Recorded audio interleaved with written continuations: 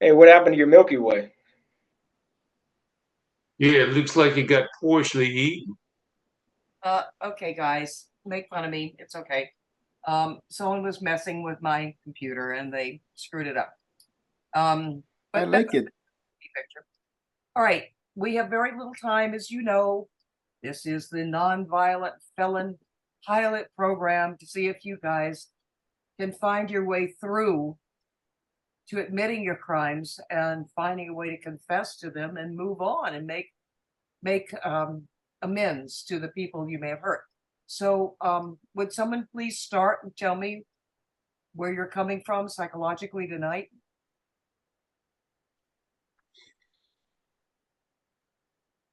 I Um, think this whole program is a farce. All right. And I also felt that if our crimes were as bad as the judge is saying, we would have been locked up. And even if we were to confess just to get out of this program, I truly believe in my heart that Penelope, even if that were the case, she still would not admit to anything. And so I feel like how I think about my sister coming to see me is self serving. I mean, I get a sense that everyone else will go along and confess just to get out of this program, whether they feel that they're guilty or not. And I don't feel that with you, Penelope. I don't.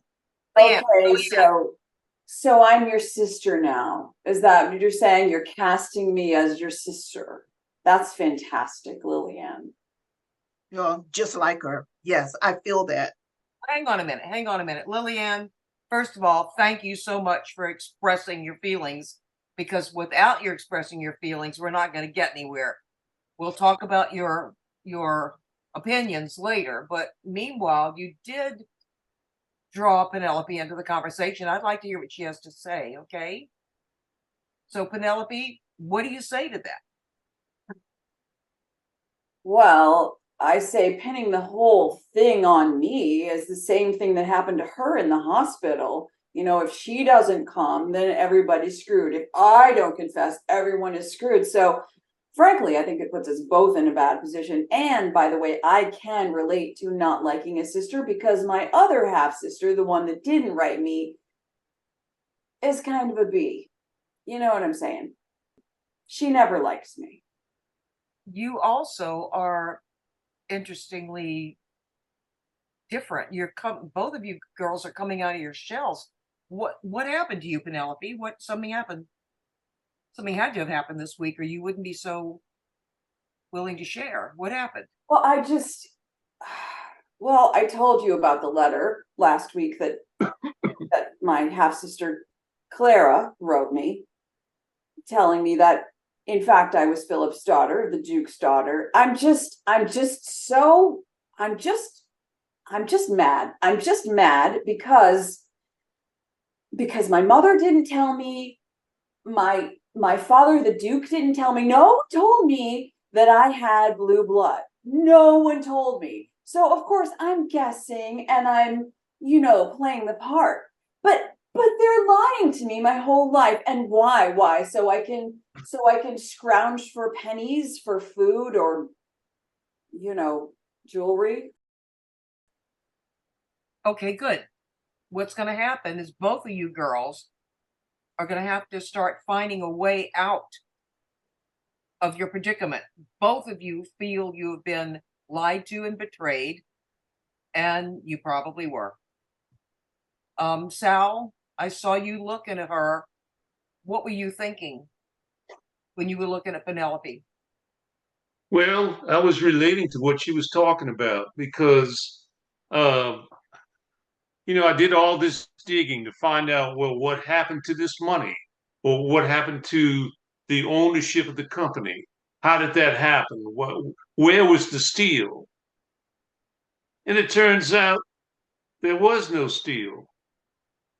My dad, my old man, he just decided to sell the company apparently and took his money and had a good life.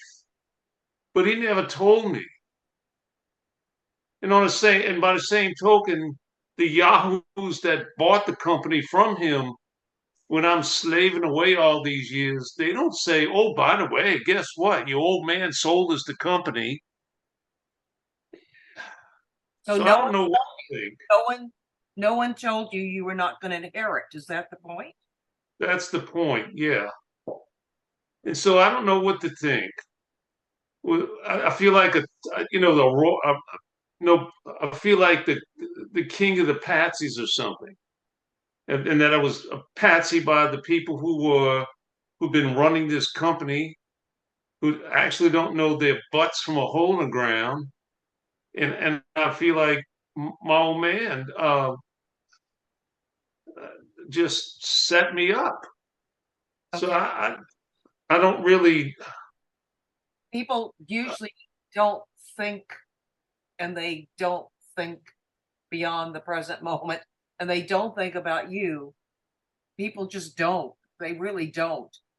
I'm so sorry that that happened to you, but on the other hand, I'm glad that you and Lillian and Penelope have got new insights. And what are you doing over there, Dewey?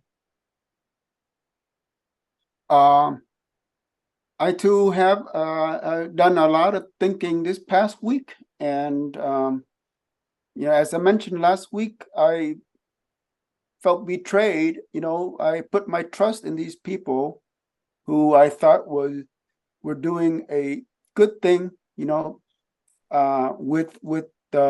With my support, with my resources, and turns out, they are no different than my employers in taking advantage. So I was very angry, but now I am resolved. I am going to get to the bottom of this and find out, who these guys are, and what they are really doing. If they're because they're no different than the people who took advantage of me at work.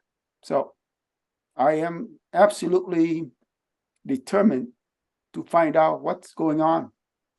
So it was a shadow organization of some kind, right? It was an online, and for a long time I thought they were my family, my online family, the only family I have here in America, or where they are, I don't know. But so I will not be betrayed again. Wow. I will not. John, what are your thoughts about this? Honestly, counselor, I'm amazed at these beautiful human stories. I mean, look at them. Look how far they've come. For me, it's nothing like that for me. I mean, I'm just caught in the undertow. I, one thing about you got to know about me, counselor, is family was very important to me and the future of a family. And I want to honor my mother and father, who always thought that I would never amount to anything because I barely made it out of high school. I didn't manage money as well as my brothers when I got out of high school. I spent it on a lot of useless things, parties, alcohol. It's and I decided I was not going to do that anymore when I was with these women, and to think that I had deadlines to meet and I failed them. I failed these women when they trusted me with their money, and I failed myself. And I thought just to think I could have been a husband to one of them, and that did not happen because I couldn't amount to shit. That sounds really lovely, John, but the money you were spending was theirs. Wasn't it? Counselor, it was our money. Yeah. Okay. Okay, good. All right. We're going to pick this up next week, and you're going first. Michael, Yeah, so have you had any insights? yeah, so actually just like everybody else, I did actually have a conversation with my brother, and he admitted to me that he's done the things that he's done by pulling me in the direction in my life, like with the gangs that I was joining. He he did that because he was always jealous of me. and my musical talents. So it's very hard to, because I know last week we were talking about it where it was just kind of like a feeling, but to actually have that admittance and that confession from him, it doesn't seem right.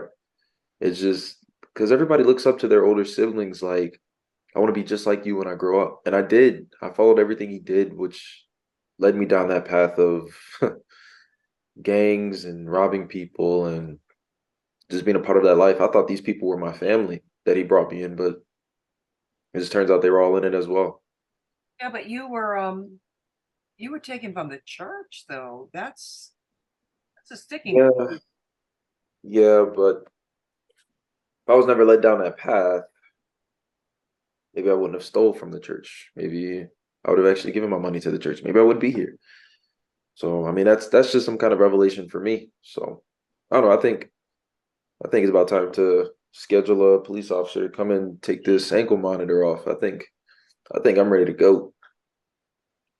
Uh-huh. Well, you're not. And I'm glad that all of you guys are having insights. I'm really glad. But if you pay attention to what everybody said, every one of you blamed somebody else for your predicament. Every one of you did. So what's happening here is you're not taking responsibility for what you did. And it's fine, it's fine, it's a process. But you're blaming other people. And next week I'd like you to do a little bit of looking at the mote in your eye instead of in your brother's, and see if you can find out what your culpability is, and can you fess up to it. That's all the time I have today. I'll see you later.